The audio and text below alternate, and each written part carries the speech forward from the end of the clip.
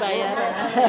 Yang mudah-mudahan setelah pelatihan ini nanti teman-teman ibu-ibu semua bisa melakukan minimal siapa sih yang melakukan pijat oksitosin, bisa ibu-ibu sendiri atau ibu-ibu melatihkan kepada suami dan keluarganya. Karena kenapa? Ini sih wajibnya diajarkan ke keluarga, karena yang bisa melakukan pijat oksitosin itu adalah keluarga di rumah, karena minimal melakukan pijat oksitosin itu minimal sehari 2 kali. Minimal ya, sehari 2 kali gitu. Jadi harus continue ya. Kita tahu fungsinya pijat oksitosin itu bisa kita lakukan mulai dari ibu hamil. Kalau ibu hamil untuk merangsang adanya kontraksi ya, bisa kita lakukan mulai dari 37 minggu. Kemudian kalau untuk dibersalin untuk menambah kontraksi. Jadi kontraksinya semakin kuat kalau ibu menemukan pasien-pasien dengan hipotonik, kemudian atau inersia uterin. Nah, itu bisa ibu rangsang dengan pijat oksitosin. Dan ini juga bisa dikombin dengan jimbol. Jadi sambil jimbol gitu ya ibunya, ibu pijat. Gitu ya. Nah, ketika di masa nifas ini kita ya untuk untuk merangsang produksi ASI dan untuk mempercepat involusi. Itu salah satu fungsi dari nah ya ada. Ini adalah salah satu kita manfaat dari pijat oksitosin. Nah, pijat oksitosin ini kalau untuk ibu hamil dan ibu nifas ini minimal ya Bu, yang minimal bisa dilakukan 2 kali sehari. Maksimal boleh Bu, misalnya 2 jam sekali. Ya mah enggak, asal memijatnya mau. Nah, ya asal yang mijatnya mau. Barangkali overdosis kali ya. Enggak ada. Yang namanya pijat tuh enggak ada overdosis. Enak bayang ada enak. Aku coba dipijat tiap hari sama dipijat suami. terus jadinya Jadi pembuluh darah. Iya. Ya, barangkali pembuluh darahnya pada pecah. ya enggak ada, kan kita mau pijatnya juga ada tekniknya Bu. Terus tidak sekuat ya, jadi ada sesuai dengan makanya ketika kita memijat ditanyakan pada kliennya, Bu segini cukup enggak? Nah, jadi tidak menghantam, itu merusak juga otot-ototnya. Jadi ada tekniknya, jadi tidak sekuat mungkin. Jadi yang penting dia fungsinya itu adalah untuk merangsang relaksasi. Kita kalau dipijat terlalu kencang bukannya enak ya, malah sakit badan udahnya. Jadi fungsinya adalah untuk meningkatkan relaksasi ya. Jadi boleh minimal sehari 2 kali. Dan setelah pemijatan itu ya, menurut beberapa jurnal efektivitasnya paling cepat itu adalah 6 sampai 12 jam setelah dipijat. Gitu.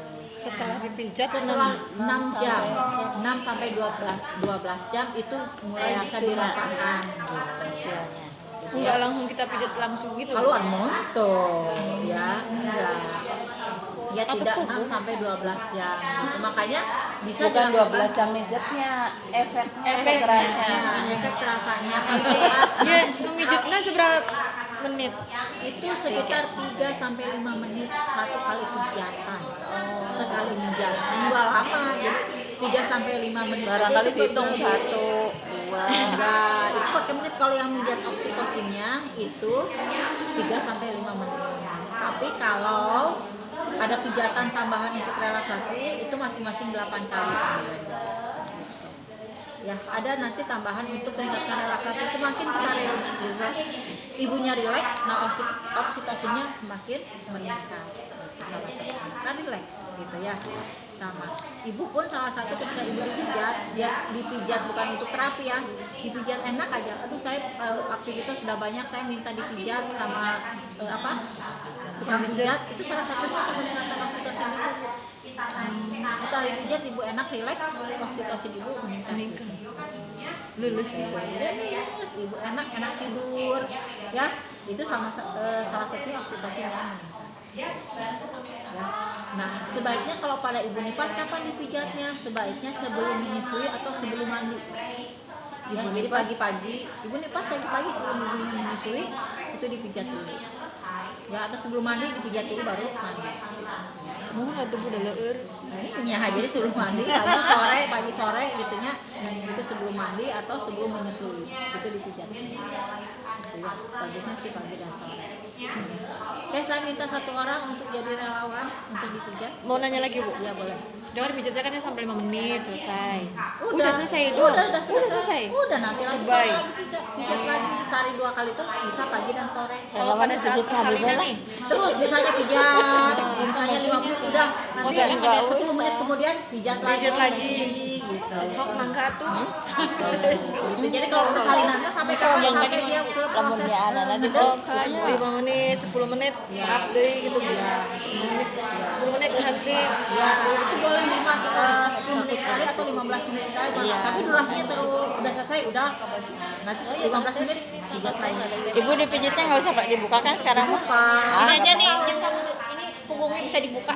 Saya mah nggak bisa punggungnya. Dan nanti juga semua orang merasakan harus saling memijat. Tapi nggak dibuka bajunya boleh. Bukan, nanti saling memijat. Saya tahu kok ibu benar tidaknya. Malu.